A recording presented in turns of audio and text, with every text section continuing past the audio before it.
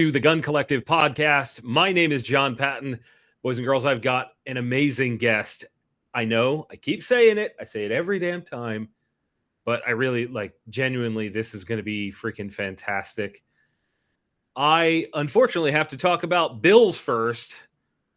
If you go to Camerado, that's CAMORADO.com/TGC, and use the code TGC. You get yourself a discount. It is the newest, latest, greatest camo out there. My buddy Sean over at We Like Shooting designed it. There is an official TGC colorway called Sea Smoke. It's very blue. It's very oceany. If you're into that, go buy it. That's camerado.com. I would appreciate you. Now, the man we've got on the show today is quite literally an Olympic champion. Vince Hancock is here. How are you, man? I'm good. Thanks for having me. I am so excited. We first chatted a couple years ago or something like that, and it's come a long way, and I am very excited to learn about this whole thing. I don't understand anything about how the Olympic shooting sports work besides the basics of the game. So if you want to tell people which game you shot, I'll let you explain it. And how many gold medals? You've got a lot of gold medals now. Talk to me about it. So I shoot the Olympic discipline of skeet. Skeet itself is a game. It's a lot of people call skeet, which is the clay targets, but that's just a clay disc that we throw through the air. Skeet is an actual game. So there's a high house and a low house. The targets cross over a central point, and there's 8 different stations that we shoot those targets from. And the Olympic discipline has a little bit different sequence of targets, a little bit faster targets, and even different size and shape targets. And we throw them a lot faster than what you'll typically see here in the United States on the American skeet side of things. What is that called? Is it like a different sanctioning body where all the targets are faster? What is that?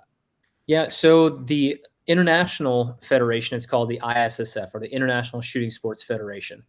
Okay. And it's governed here in the United States by USA Shooting. On the American side, it's NSSA, which is the National Skeet Shooting Association. Got it. Okay.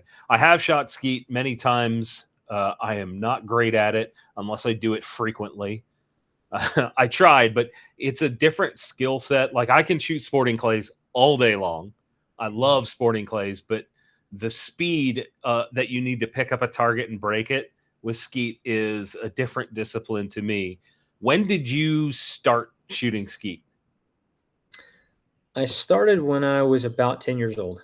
My dad took me out to a range just east of Atlanta in Covington, Georgia, and I shot my first rounds. I didn't shoot well, but I just had some fun doing it, and it kind of morphed into it. I went from American skeet was my first round of anything. I tried American trap, and then I went into sporting clays, and sporting clays is like golf with a shotgun. So it's a lot of fun. Enjoyed it. So that's what I was really focused on. And then about a year and a half after I shot my first shots, I found out that shooting was an Olympic sport. So we went to the Atlanta range where they held the Olympics at in 96. And I shot it for a day on Saturday. I shot really well. I'm like, this isn't that hard. All right, I can do this. Come back the next day, and it couldn't hit hardly anything. And that's on the drive home that Sunday night is when I told my parents, I want to do this. I want to go to the Olympics, and I want to win a gold medal. And so this was in 96 that you said that? This was when I was 12. So this would have been the year 2001. Okay, 2001. Got it. So you're 12 in 2001, and you make this declaration to your parents, like, "Hey, I'm gonna do this for the rest of my life." What shotgun were you shooting when you started? My first one that I shot with was a 1950s model Remington 1100 that my dad actually started with. Way back in the late 50s, early 60s.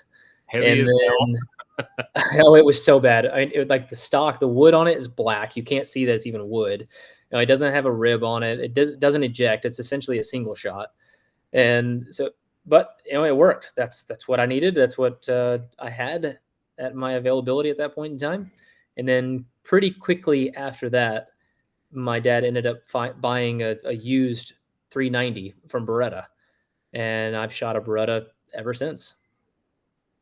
I mean, you can't see it right now, but I've got 3 or 4 Beretta shotguns sitting over there. I am also you may not describe yourself like this, but I am a Beretta whore when it comes to shotguns. I've tried all the fancy ones, and they just seem to fit me the best, and I assume that happened for you too. So you're 12 years old. You're gonna, you decide that this is the thing you're gonna do. What happens next? How's that go? Lots of shooting. At the time, there weren't really any coaches in the U.S. that knew anything about the sport, not really an in-depth knowledge. So it was more of trial by fire and just do things as many times as you can to figure out what works and what doesn't. And then as I got older, I started kind of picking up on, okay, I had shot a lot of sporting clays. I had watched a lot of instruction being given. I couldn't afford instruction, so we never did any of that, but I got to watch and listen. And so I kind of coupled all the things that I had learned about the sporting clays discipline and watching the guys that were really, really good on the Olympic skeet side of things, and said, okay, let's start trying something and see what works. Because I've tried some different styles of watching the American shooters shoot, and I couldn't shoot it that way. So what would be the difference? Is it just positioning? Is it like how you mount the gun? How does that work in terms of all of the above? Okay. Yeah. All right. And so the way that it starts with, it really starts from the ground up. A lot of the American shooters were very squatty. So they squatted down quite a bit to get their legs involved and activated and moved that way. But they held the gun really close to the house and then had to move the gun a lot. Okay. So their timing was usually a little bit slower. And they also had a good way of shooting in that they could hold the targets for a long time.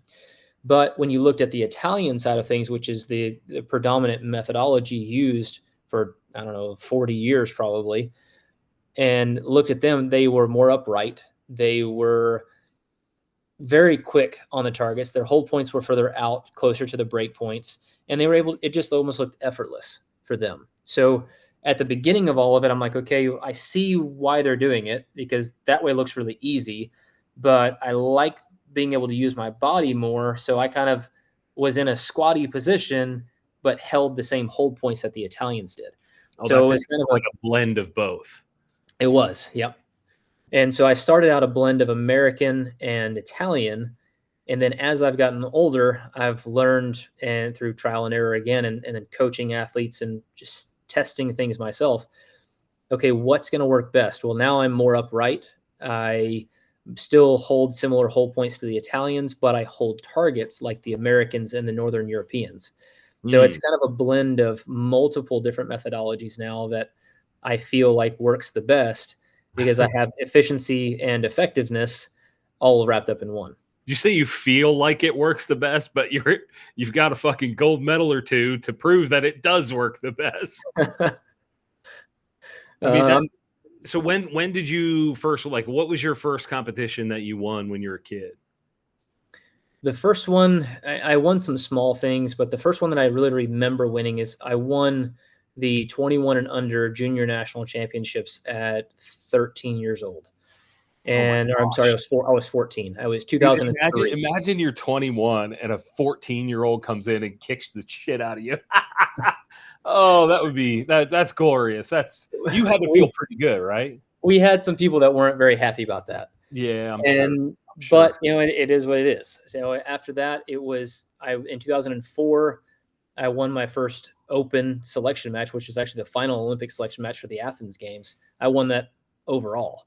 And it was on my 15th birthday that I won that. And then people are looking at, okay, who's this stupid kid coming in here and shooting good scores? And so I didn't make the 04 Olympic team, obviously. I would have been too young for it anyway. And then the first big shoot that I won was the first World Cup I ever went on the open side of things, was in 2005, April 2005 in Changwon, Korea. I show up and I shoot 149 out of 150, including the final, and win my first gold medal. And then everybody around the world is then like, okay, who's this stupid kid coming in here and winning this? And everybody was telling me, look, don't expect to do that again. This doesn't happen. This was beginner's luck, kid. Yeah. And so then I went on to win 6 more medals that year, 3 more golds and 3 silvers. Four golds, 3 silvers total out of 7 events that I shot in. And that was kind of my, okay, I'm here. Rest of the world, Wow. This is what I want to do. That's absolutely just flabbergasting. Like, when you think of top level athletes, it's very rare for a skeet shooter to come to mind first, right? But you are competing at a level that most would dream of. And I think that's pretty damn interesting. What do you think separated you from other people trying to do the same thing? I think for me, when I was younger, I was very, very confident in what I could do, but I also trained more and trained harder than anybody else in the world. And When you say trained, like what does that mean? Practicing on the range, literally every Shooting a single lot. Shooting a lot, like 80,000 to 100,000 rounds a year. Oh my gosh! And dude, it was back when ammo was affordable. I mean, what was that, like $5 a box back then? Less. We were reloading and buying ammo for anywhere from $2 to $3 a box. Oh my gosh. That's the glory days, man. Yeah. You can't even like half the shells these days, especially the hunting shells, are $2 to $3 a shot now. That's wild. That's amazing. So you're talking 80 to 100,000 rounds a year. You're obviously loading a boatload. Mm-hmm. I mean, are you going to school at this? Like, how do you fit all that in? Yeah. So, I mean, my typical school day starting in 6th grade was wake up in the morning, do practice mounts, do 100 practice mounts. So it take me about 45 minutes. And then I would eat breakfast. I would go to school, do all my schoolwork. I'd get out at 3 o'clock, and then I'd be at the range by 3:30. I would shoot basically till like 6 or 6:30 or dark whenever during the wintertime. And then I would come back home. I would eat dinner, do my schoolwork, and then I would do another 100 practice mounts at the end of the night. And I would lay on the floor and do relaxation and visualization. So, and that was literally 7 days a week. Now on the weekends, I was shooting, 2 or 3 cases a day, because I was shooting not just international or Olympic skeet. I was shooting American skeet. I was shooting American trap. I was shooting sporting clays, literally anything I can get my hands on and that I was allowed to shoot, I was shooting it. And just getting all of this information, all the different sight pictures of all the different targets that I could possibly shoot. I was building up that Rolodex in my memory of this is what it takes to break this target at this time. I thought there was I had a year where I shot about 20,000 rounds of 12 gauge through an A400 Excel. And I thought I was shooting a lot. I did. Now, you embarrassed me. I mean, dude, that's just wild. It's wild to think, first of all, shooting 3 cases in a day is just, I mean, your shoulder it's got to be made of concrete at this point. Like, you don't even know what recoil is. When was the last time you shot a rifle that was like high on recoil? Because like you just take everything into your shoulder. Yeah. And honestly, that's one of the things. I suck at shooting a rifle because I'm not used to managing that different form of recoil. And so usually it takes me a couple of shots to be able to, get used to the recoil again, be able to not flinch when I pull the trigger. Because again, with shotgun, it's constant. The target's moving. I'm never shooting a stationary target, and it's not a squeeze. You pull through. And as soon as you lock onto the target, you match the speed, you see it clearly, you pull the trigger. It happens instantaneously. You don't have time to squeeze. So when I go into rifle shooting, I will go ahead and tell this story because it's super embarrassing, but it's just reality. I've missed like the last 4 stationary deer that I've shot at, and I've killed them all on the run. That's amazing. For whatever reason, and one of them actually was a sheep running down a mountain. It was a goat. It was a Corsican ram down in South Texas running down the mountains. Missed it. I had a bipod. I had the exact range. I pulled the trigger. Thought it was great. Stupid thing gets up, starts running down the mountain. And I'm like, I stand up, rack another one, find it in the scope, pull the trigger, shoot it right in the neck, drop it down, rolls down the mountain. And I'm like, okay, I can hit that, but I can't hit it stationary. I am not a rifle shooter. Honestly, it's freaking impressive to be able to hit a target moving at that speed Because I mean, when an animal's going down a hill, they're trying to get the F out of there. Dude, that's pretty impressive. How big was that ram? Funny enough, it only had one horn. I didn't see that because I could only see one side of it, but it was a good size. I mean, it had a full curl on it and half of another one. So I mean, it's the only one that I've ever shot. And it was at a friend of mine's ranch. We were just kind of going through and trying to find an aoudad. And he's like, "Hold on, what is that? I don't even know that was on our property. Shoot it." So I tried and then finally succeeded. I'm trying to like just absorb how much you shot when you were a kid, because across all those years, I mean, would you say you've hit 1 million rounds yet? You think I'm over 1 million rounds now. Yep. The nuance in understanding target presentations and recoil and control of your gun, it's got to just be built into you at this point. Like, how often do you miss? Yeah, I mean, in our game, it's still super difficult. So I mean, I miss, but it's always I'm trying not to. I'm trying to hit right. That's ideal. trying to hit every single target that I can, and I'll go during the middle of season practices when I'm not shooting a ton. When I'm only shooting 6 to 8 boxes a day, then I'll go several days without missing, and that's pretty normal. I think my longest streak on just rounds itself was something. This is in addition to like station practice and all that kind of stuff, but just actual scored rounds of 25 in practice is probably around 600 or so. And with on the American side of things, people are like, "Oh, I've shot 1,000 or 1,200," but they get to start with the gun on their shoulder. It's moving 15 miles an hour slower. They don't have a delay. I have to start with the gun down at my hip, and when I call for the target, it's a 0 to 3 second delay, so I don't know when it's coming out. Our targets are lower profile. They're, like I said, they're going 15 miles an hour faster. And I have 8 doubles on a round, whereas American Skeet has 4. Most of my targets are on the hardest stations on the field. That's wild. I didn't realize the game was so much different. Are you, when you're starting at your hip, like, are you listening for the thrower at that point? Like, what is the thing that makes you, like, because you can't only rely on visuals in an instance like that. Like, what is your trigger to start raising the gun? So a lot of people will say that you go based on the flash, but I can't do that. It's too delayed. So I do go off of hearing the machine. I'm obviously looking for the flash. My eyes are as close to the house as I can get them without them getting beaten out once the target does release. Right. But I am a very auditory person on the field. When I hear the target being released, my initial movement happens, but then I also see the flash and my body can adjust. Okay, where is the target going? What's it doing? Is it being affected by the wind? Is it inside? Is it outside? And all of this happens in a split second. And when the target comes out and I mount the gun, acquire it, match the speed, see it clearly, pull the trigger, that's all happening in about 0.7 seconds. Have is that like timed? You've checked it? Yep. So there's a system in Italy that's done through it's a Beretta system.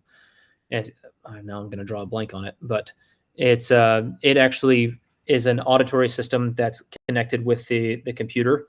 And when you call for the target, it's a microphone system. And when it releases, it listens for the shot to go off. So it knows precisely when the machine releases the target and when exactly you pull the trigger.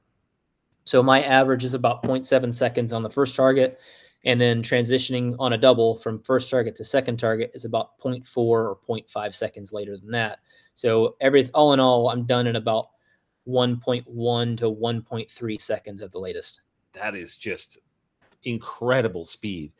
Guys will be on Instagram worrying about their draw and, this 1R1 and all this other nonsense. And here you are doing it with an over-under. And what people would argue is a traditional game, and you're just dominating with speed. When did you start to get like truly fast? Was that just like right away? Your brain just picked it up and you've always been that way? How did you like train to be that quick?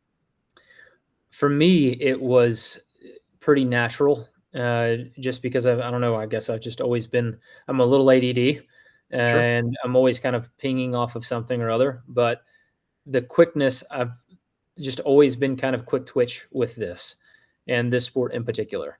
There's plenty of people that I've had to coach and work with, and I had 4 students with me competing at the Olympics, 2 from the U.S. and 2 from other countries, and we had to work on speed on a couple of them. Especially the females, they're very smooth in their movements. Honestly, they make probably smoother moves than most of the men do, but they're typically not quite as quick. And the guys usually have plenty of speed, but don't really understand how to control it. So you're having to constantly work on both sides of those things. And so I've developed training routines and regimens where I call them speed drills, where we work on mounting the gun super quickly and then holding the target, or mounting the gun really quickly and shooting as quickly as possible too. It gets you out of your comfort zone and makes you do something really fast. And again, there's other things that go along with that, but there's a lot of training routines that go along with speed training too. I think of, it's my only reference is myself shooting a shotgun, and we've, with my friends, I've done the game where you shoot from the shoulder or you shoot from a low ready position and you try and make the targets harder and you do this and you do that. I don't know that I've ever put the level of dedication into shooting, because that's quite literally been your entire, from what you've described, that's your entire life. Like, what do you have hobbies besides shooting, or is it like just this is it and then the family? And for the most part, it's been shooting. And I loved baseball. I played baseball up until I was about 15, and I quit after my freshman year of high school, just so I could focus more on the shooting sports. And then after that, I love to hunt and fish, and I love to play golf too. I started playing golf at 3 years old, and several of my family members, my cousins, played in college, and they were aspiring to be professional golfers there too. But I was never good enough at any of those things to warrant me taking that seriously as a career, and I never had the time to dedicate to those things either. And shooting sports, I don't know, I was good at it pretty quickly, and I was extremely motivated to continue to try to be better. That's just that you're built different, man. You're built different. What do you think has been, I guess, your biggest challenge when it comes to this sort of lifestyle that you've created? The biggest challenge definitely is being away from my family. And my daughters are 13 and 12 now, about to turn 14. And so the majority of my career, they've been around for, and they've only known me being gone constantly. And that's unfortunate, because I love being home. I love playing with them. I love hanging out with them, and actually getting to be a husband, that's pretty awesome too. So that's been the hardest part of everything. The travel and being gone and constantly just wanting to be back home. That's been the biggest issue of what's led me to want to retire on a couple of occasions. But other than that, I always come back to, this is what I love to do. This is, for right now, this is what God has me doing, and I'm going to do it to the best of my ability. Now, they got to travel with me this time to Paris. Oh, that's cool. Experience that. So that was probably, without a doubt, actually, this has been the best Olympics for me, because I got to look back after every round, after each one of the finals stations, and look back and see them watching. And towards the end, when I knew I had a medal and was still trying to go for gold, they were smiling, they were happy, and you could just feel the love. That's pretty amazing to be able to, go from shooting as a child to being a dad out there and watching your own kids around the same age as when you started, watching their dad win the freaking Olympic. Like, bro, that's wild. That's wild. How long have you and your wife been together? So we've been together since we were 17. So she's never known a version of you. Well, I mean, I guess if you start at 12, yeah. Wow. Yeah, but no, I mean, outside of all of my adult life and even in teenage life, we were together and we were high school sweethearts, and we've been married for 16, almost 17 years now.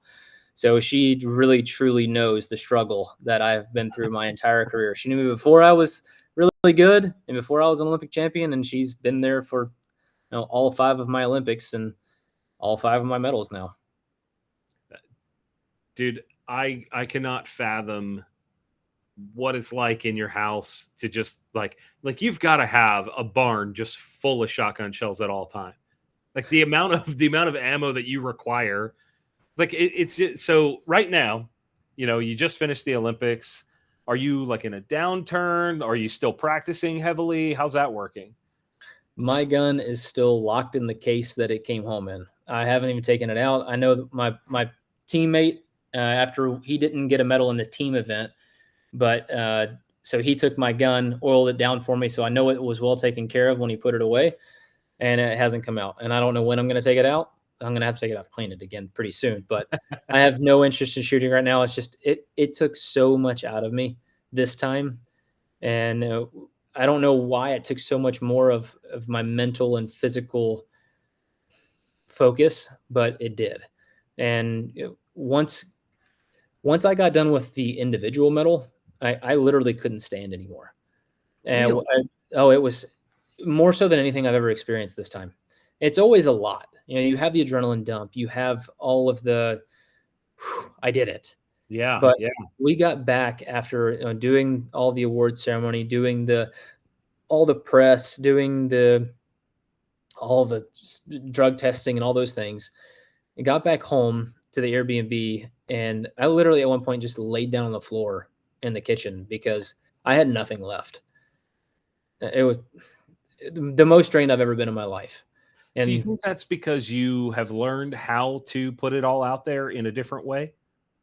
I think that this time was even more so different. I mean, I always put it all out there, especially when we get into the finals and especially at the Olympics. And Tokyo was a lot, but this time, for whatever reason, just meant more. It hit harder, like a lot harder this time. And I don't know if that was because I had my whole family here and had my girls watching, or if it was just because one, I'm getting older, or two, because I really, really wanted this one. And I don't really know why I necessarily wanted it more than any of the other ones. And I can't say I wanted it more than the other ones, but I know that this time I wanted it so bad. And I mean, I got down to the final two. And one, he's a good friend of mine. Two, he's my student. And I've coached him for the last 5 or 6 years. But you know And how it seems. we're down to it. And I'm like, okay, well, this guy's shooting really freaking good right now. Like, I need him to miss a target. I don't care if we get gold and silver, like if he gets gold or I get silver, but like I do really want to win still. And when he finally missed the one target on the very last station, I'm like, dude, you had your chance. And I'm like, okay, I got 4 targets left. I still have to hit them, but I know I'm going to hit these targets because I want it that bad. And then right after hit those targets, just let out this almost guttural roar. And I've never done that before. I'm not that type of person that usually does this kind of thing, but it was just so much pent up energy. And then it just like all released right there. Dude, that's wild. You just like let it. It's like going full primal on the skeet range. Like, bro, that's pretty wild. Definitely a new experience for me. I wasn't planning on doing that, but it just is like almost like an out of body experience where it just, I don't know. I had to do it. I had to let it go because I had accomplished, my dream. And to be able to turn around and see a really good friend of mine and my student, the guy that I've worked with and tried to, shape who he is as an athlete, knowing that whenever he gets there, he's on his own. I mean, he won that silver medal on his own. It wasn't anything that I did. I helped him get to that position and get to the level of competency that he needed to be able to do all that. But any athlete that goes out and wins a medal, it is not a coach that gets them there. It's not a coach that wins that medal for them. It is only the athlete. Right. So just so freaking proud of him. And then both of us being able to stand on top of the podium, which has never been done before in my sport, in the history of the sport. Wait, was it so you've never had a student teacher on the podium ever? I don't even know about that side. Just gold, silver. So we've never had 2 medalists in the same games, let alone gold, silver of any country around the world. Nobody has ever in skeet since the 1950s when it got introduced. Nobody has ever gone gold, silver. They've gone gold, bronze, but never gold, silver. That's pretty wild. How did that make you feel? It was awesome. I'm like that. I think that's part of just all the buildup that came up at the end was we just did something that nobody's done before. Did you And hear like "We Are the Champions" playing or something? no, but funny enough, one of the things in this last pass that the girls were listening to something and watching Instagram and watching reels and stuff like that. My wife was, and we were just all laid up in bed watching these things. The thing that comes on that says, "This is how legends are made." Well, Oh, that little snippet of that song was playing through my head on the last 10 targets. And I'm like, holy crap, like I need to do this because that would, one, it's just gonna be really cool. But I'm like, why is that song playing in my head? Because I don't care about, what my legacy is on the athlete side of things. What I care about is making an impact on people and having a positive impact on the shooting sports, on people in general, growing the sport, all those things. But because I had the chance to go and win one more, I mean, I may never get a chance to go to another Olympics, may not have a chance to win another medal, but I had that chance right there. And I'm like, all right, I got to do this. I'm pretty sure the first time I ever heard that song was on a Dude Perfect video. But like it's just one of those things that just gets you pumped. If you haven't heard it out there listening, watching, whatever, just go watch it because or go listen to that song because it's pretty damn good for getting psyched up about something. It's like it's one of those songs that'll just make you want to punch everybody in the face. Yeah, you're walking around just like, I'm gonna do this, and you're like, I gotta wash the dishes. So you and your student are victorious, and then what happens? Like when you just collapse on the Airbnb floor, what happens when you come home to the US? Are you just like on TV for a week? How's that work? I mean, after that, I didn't have very long to be able to get ready because I still had to shoot in the mixed team event. Oh, that's right. Yeah, And so, yeah, we had a day in between, thankfully, thank goodness, because the next day I could barely move, it felt like. So we had a day to kind of rest. We got to go and watch Austin Smith win her bronze medal in the women's event. And so then the next day I was shooting with her. And I'm like, all right, I gotta get ready to go because both of us have a medal. Like we have never been beaten before in the mixed team. So like we need to keep up this trend. And so we go out and we just run through it. And we're having a good time. And we literally, her and I've coached her since she was 13. And so I coached her basically through 2021. And then after that, I've taught her everything that I know. So she took it, made it her own, and just does her thing now with the same methodology and style that I coach. And so we're shooting together. She knows I know how she shoots. She also knows how I know how she thinks. So we're going to stay positive. We're going to have fun. We're just going to play with each other, like throwing random things at each other, just making each other laugh and playing games, poking fun at other people or whatever it may be. And that's how we get through. And so we end up going into the final in second place, which the first and second shoot for gold and silver. So we knew we had at least a silver medal secured. Sure. And we go into the final and you can see she's tired and she's given everything she can. I'm shooting really, really well that day too. And unfortunately we just came up one target short on the gold. Gosh. But we ended up with a silver, not complaining by any means because we both walked away with 2 Olympic medals.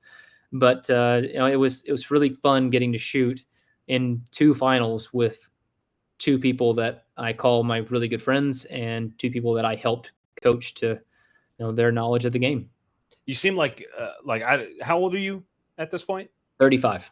So you're 35. You don't strike me as the appropriate age for an instructor. When I think of shotgun instructors, I generally don't think of young people. I think of like old men and like old fat white dudes. That's what I think of. Like you look like an athlete. When did you start teaching? I started when I was really young, Okay. just because my dad owned a shooting range in Central Georgia. So I was one of the guys that could, if somebody came in that didn't know anything about a gun, they would send me out there, be like, hey, Vinny, go coach this guy. And so I kind of started learning a little bit of the basics there. And then again, learning from listening to other people, high level people, those old white dudes, giving lessons to other old white dudes. And So then it was, okay, as I started getting better and better, I got an opportunity to work with higher level athletes.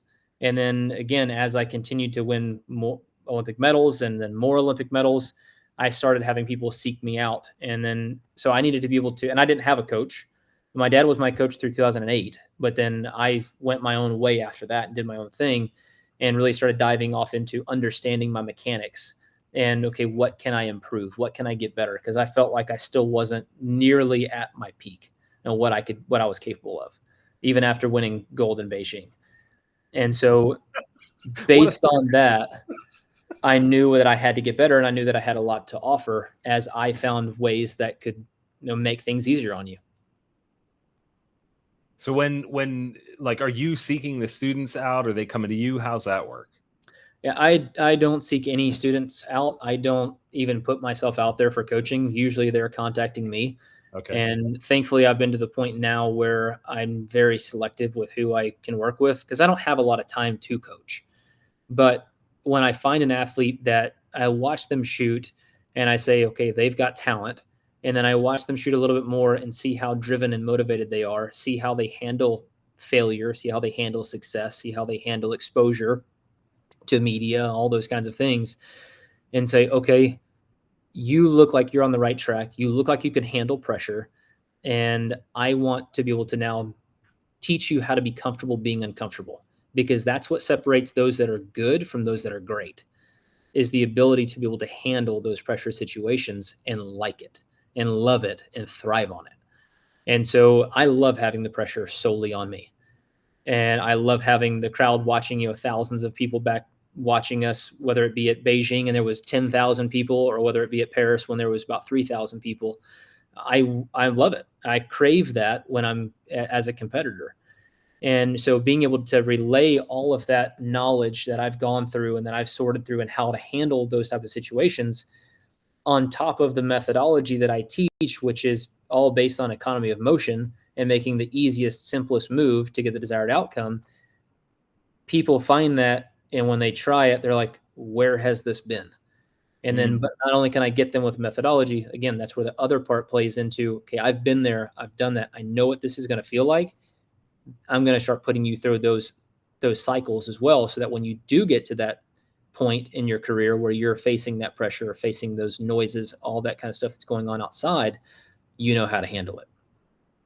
So you watch these movies and stuff where people are being trained in whatever, karate, basketball, doesn't matter, sports, right? And the sort of trope that goes around is the young guy or the student always gets the crappy equipment. Do you have like a 50-pound shotgun that you give these guys to make them stronger and make them faster? Like what are some of your entry level quote unquote entry level at your level? What do you start with these people? I want them to have something that's going to give them the best opportunity to succeed, because the faster we can get you into the right firearm, into the right vest, into the right glasses, into the right ammo, it's taking all those variables out of the equation. So then you never have to second guess, okay, do I have the best equipment? Yes, you have the best equipment. Do I have the best of whatever it may be? Yes, you do. But now it's down to, what can you do? And that's where the confidence level comes into play. That's where sports psychology comes into play.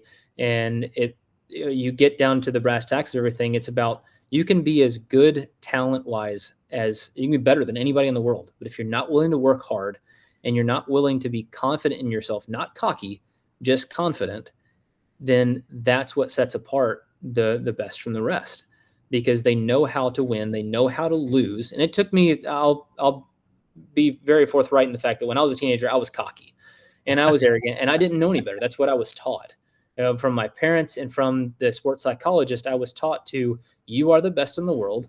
This is what's going to be. You're going to speak this into existence. Well, I believed it too. And that's what helped me get to the point in my career that I was. But what I didn't understand was, you can only do that internally. You can't do that externally. You have to be humble. You have to treat everybody with kindness and respect. And that's what I've tried to emulate for the vast majority of my career, is be humble, be kind. And when you're out on the court, or when you're out on the field, be absolutely ruthless. because you're a competitor there. But as soon as you step off, you need to show respect to everyone, no matter who they are, what they've accomplished. Doesn't matter. So I try to instill that in my girls too. I think that's wild. Having that just core confidence your entire life. That's so rare, especially nowadays with social media just beating children into the ground. Their peers, even if the kids aren't on it, it's still very, very difficult to be a kid.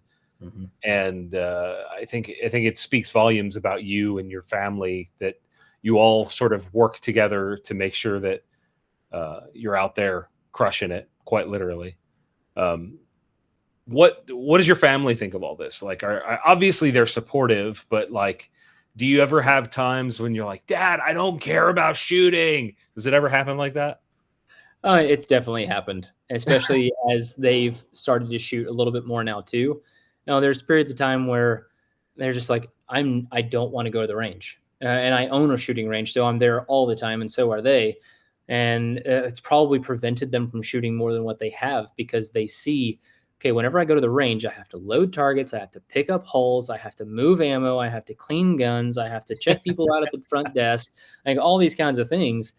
And so there's days where they're all about it. Like, yes, I want to go shoot. Let's go shoot. And there's other days where like, oh my gosh, Dad, like you've made me pull for you. I try to get them engaged with me. So, because it's usually when they're pulling for me, they're distracting too, which all plays into what I need them to do. And so they're just like, no, I don't want to do this right now. Like, I just want to go home and play on the Nintendo Switch or play on the Oculus, or now they're wanting to ride horses. So I'm like, oh, yay for me. Like, let's pick us a more expensive sport than shooting. I was going to say horses are a rich man's game.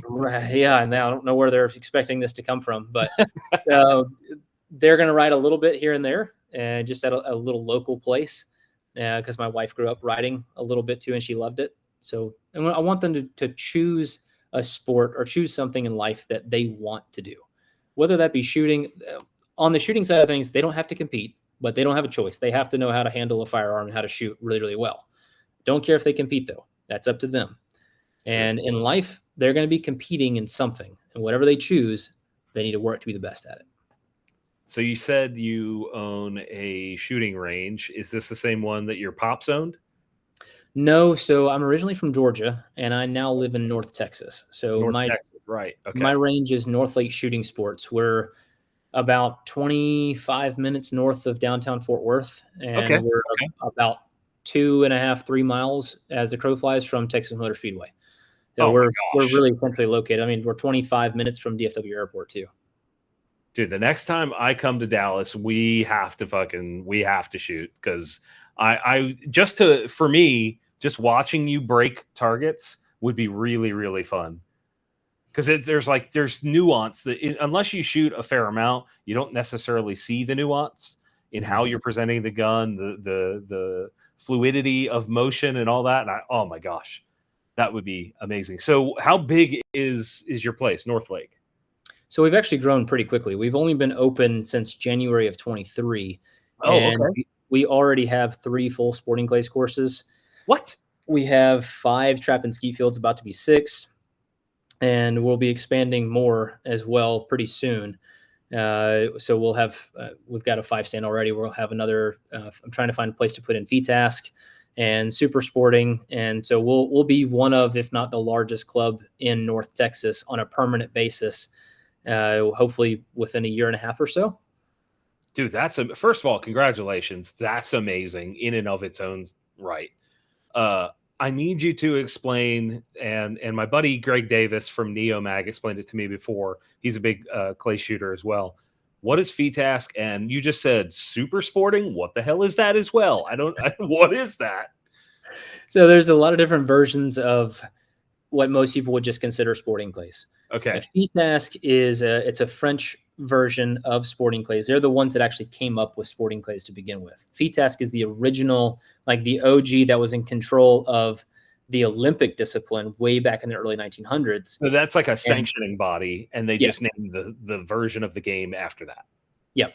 Okay. And so VTask itself is based usually on 25 targets, and that 25 target segment's usually going to have 8 to 10 machines. and it's going to be labeled A, B, C, D, E, F, G, whatever, however many down to 10. And it's called a parkour. And Okay. not like Michael Scott's parkour. Yeah, every time. Parkour. But you have also pegs, what they call. So typically it's hula hoops, about 1 meter in diameter. And the shooter stands in that hula hoop and they shoot a designated number of targets. Usually I think it's 9, 8, and 8. Okay. Yeah, so you'll have 3 different pegs that you shoot from. You're shooting singles, you're shooting doubles, and you're having to mount from about here. The bottom of the gun, or the top of the gun has to be below a certain number of centimeters, and I can't remember what that is from the top of the shoulder. You have to start down here, and then you have to mount the gun. Okay. And so when you do that, it's obviously increases the level of difficulty, and they love to set the toughest, freaking just dumbest targets sometimes that you're looking at. I'm like, how am I supposed to hit that? It's 80 yards away, and you want me to hit it, but people do all the time. Turkey choke, it'll be fine. Right. And so that's that game. And then on the super sporting, it's a combination of a little bit of heat task and a little bit of sporting clays, traditional sporting clays. On super sporting, typically you're going to have 3 or 4 machines per station. Oh, wow. And you're going to shoot multiple different pairs in that station. And so it's one of the fastest growing disciplines here in Texas in particular, but even in the United States. So that's why we already have a half course set up as super sporting, and we'll be expanding that to be a full course pretty soon, just because people love it. And it is a lot of fun. It's just like more target variety. Is that the idea? Like you're seeing different presentations and combos? Exactly. And so there's so much, you're not going to shoot the same pair twice on any station, and you're getting, 4 different targets. So 4 or 5 different pairs every single time you're shooting. Dude, that'll make you good real fast.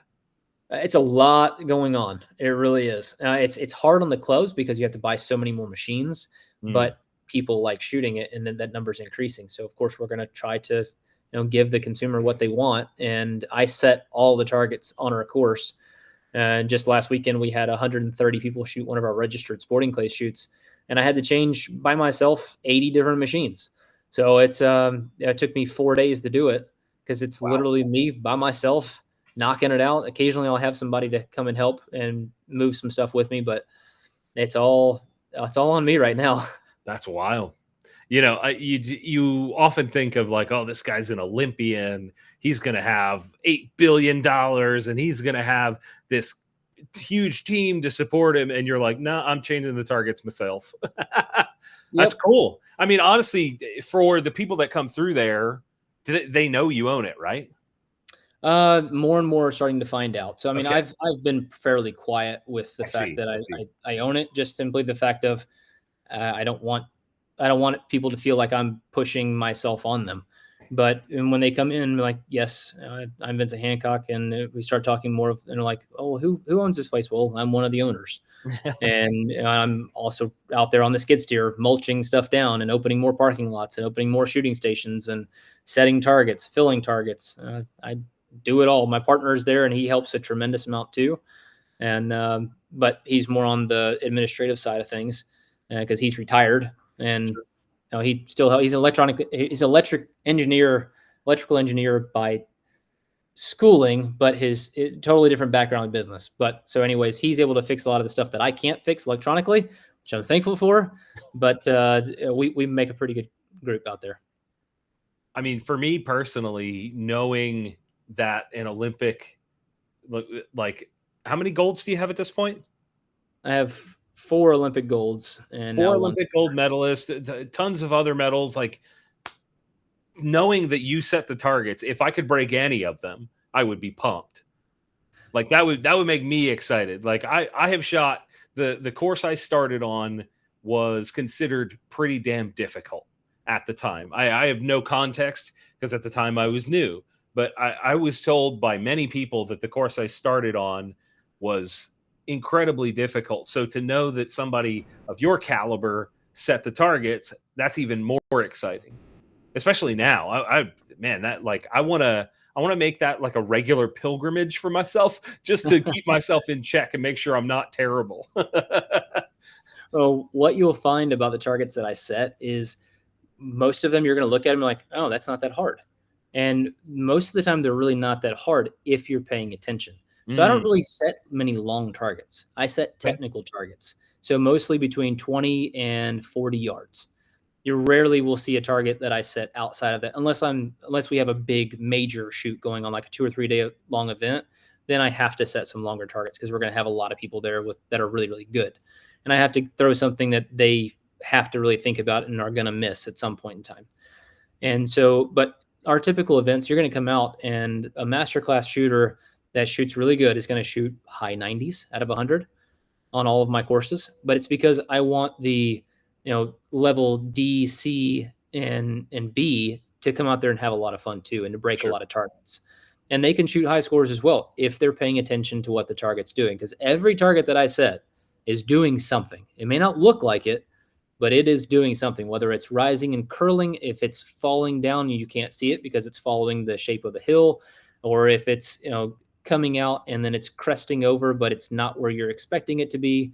And I play with distances and combinations of targets to make you think about timing, all those kinds of things. But I want people to be able to hit every target that I set, but you have to stay locked in and focused on every target if you want to shoot a perfect score. Do you ever do the combos of targets where one is like straight vertical and then you've got a nice crosser 10 yards out and it's moving 8 million miles an hour? Do you ever do stuff like that just to mess with people? I love setting. So I told people on this weekend's courses that it was death by slow rabbit. Oh, so it's a rabbit. You are a mean man. And I set 3 of them too. So it was so good. And 2 on one course and 1 on another course. All 3 of those targets were within like 15 yards. One of them was at about 7 yards. Another one was at about 10. The other one was about 15. And they're all will literally roll in front of you and then they die. But you wouldn't believe how many whole rabbit targets are sitting out there after that shoot on Sunday. And I hear guys out there grumbling, but they're laughing at themselves. And I'm like, guys, I told you it's death by slow rabbit. So, but then I'll have this little slow one, and then all of a sudden you've got one that's pretty much screaming across. Yep. And so you're going to get speed, and then you're ready for this. I typically will throw the fast one first. And so I'll have you just running like crazy to shoot the first target that's fast, and you got to come back, and you're just like, come on, I want to go. Like, I got to move. And then they shoot out in front of it. Yeah, you got to slam on the brakes and get realigned mentally real fast. One of the weirdest, you said rabbits, one of the weirdest targets I've ever seen at any course is a place here in Pennsylvania. It's called Lehigh Valley Sporting Clays, and they shoot around a quarry that's filled with water. Like a good chunk of the course is on that. And this was like, I want to say like 2014, 2015, something that time frame. They were throwing a water rabbit. Mm-hmm. Like they would throw it out onto the water and then it would just decelerate like incredibly fast. So you like that sort of thing for me is what makes the game fun. Like trying to figure out, okay, what's the deceleration curve on that? Where do I need to break it? And then, obviously you got to come up from that. If it's first or whatever, you got to do some combination. There's always a flying target next to it. I don't think I've ever actually talked about sporting clays or clay shooting on the podcast, at least not at this length. And I don't think people understand how much fun it actually is. Like I swear to you, I say it all the time. I think sporting clays is the best thing you can do with a gun. I've shot machine guns, I've shot belt feds, and I think sporting clays, bar none, is the best thing you can do.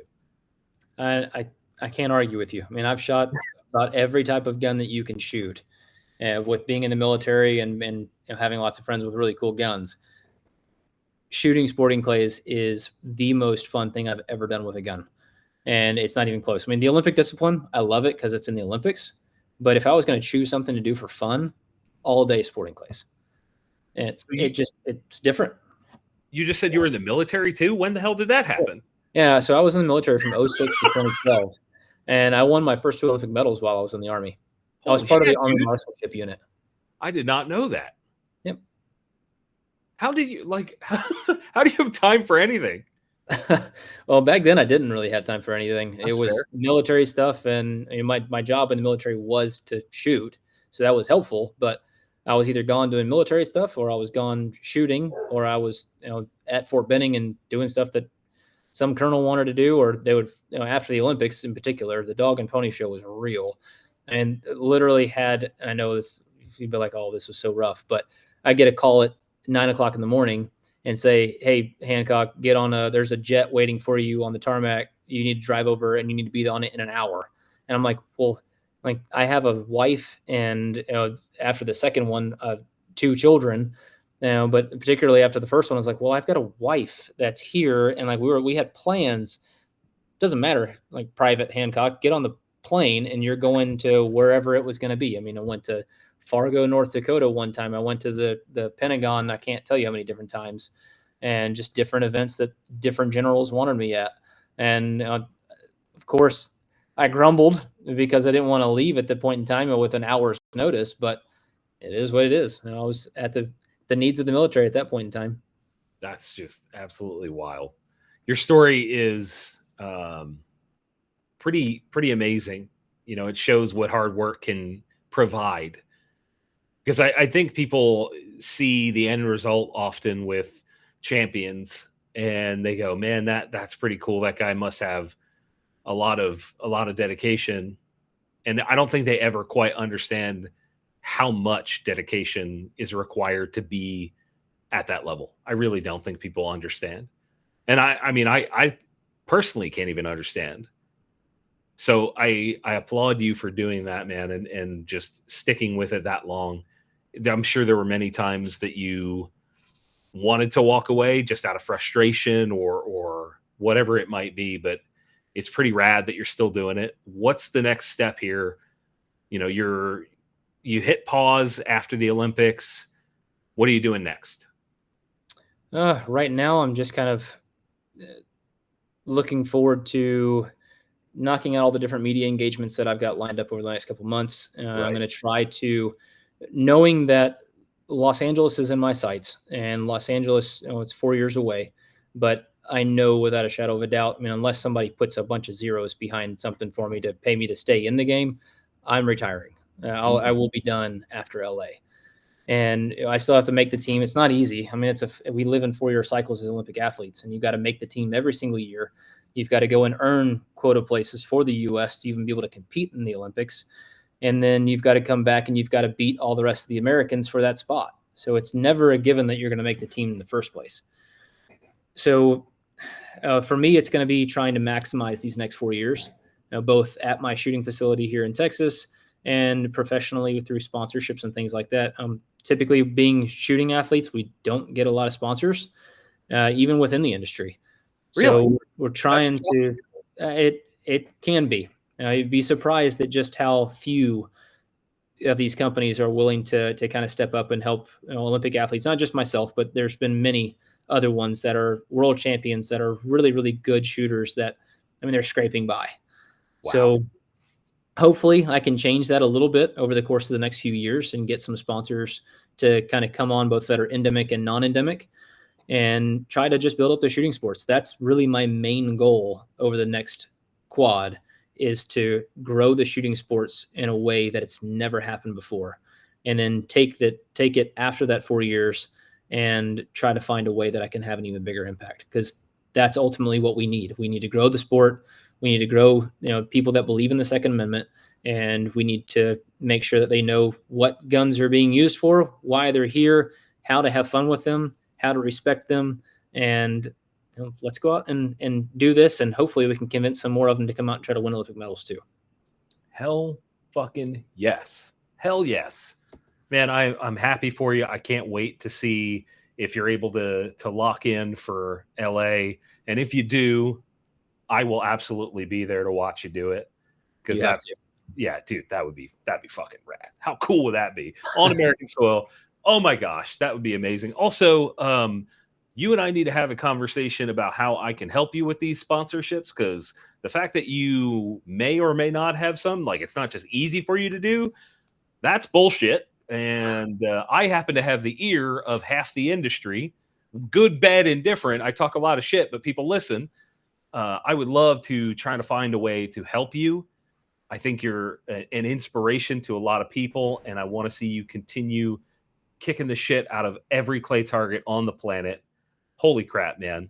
Thank you for being here, man. I appreciate the time. I really do. Thank you for having me. I really appreciate it. It's always fun. Fuck yeah, man. Guys, you know what, Vince, where can people find out about you? You're on social media, plug all that stuff. Yeah, so you can either visit the North Lake Shooting Sports, or you can look me up on Instagram or Facebook. On Instagram, it's Vincent_Hancock, and that's where I push most of my content out at. And I don't do a ton on social media. I've been picking back up again. I took a break for a couple of years and just kind of needed to be with family, get all that stuff going, and get this range up and running. But now jumping back into the social media side of things. Hopefully within the next year or so, I'll be releasing a video series too that teaches you everything you could possibly need to know about clay target shooting, in particular the Olympic discipline. And yeah, so that's kind of where I'm at right now. Hell yeah. Go follow him, guys. You're gonna see some rad stuff on there. And hopefully one day I'll weasel my way into shooting with Vincent. Oh my gosh, what a cool thing. Thank you again, man. And as always, guys out there listening, watching, check out our sponsors, Camerado. Go to camerado.com. What's it? /TGC. It's a new one. Camerado.com/TGC. Use the code TGC. Get yourself some camo. Go to vertex.com. Get yourself a bag. We really appreciate it. As always, thank you all for listening, watching, etc. We'll see you soon.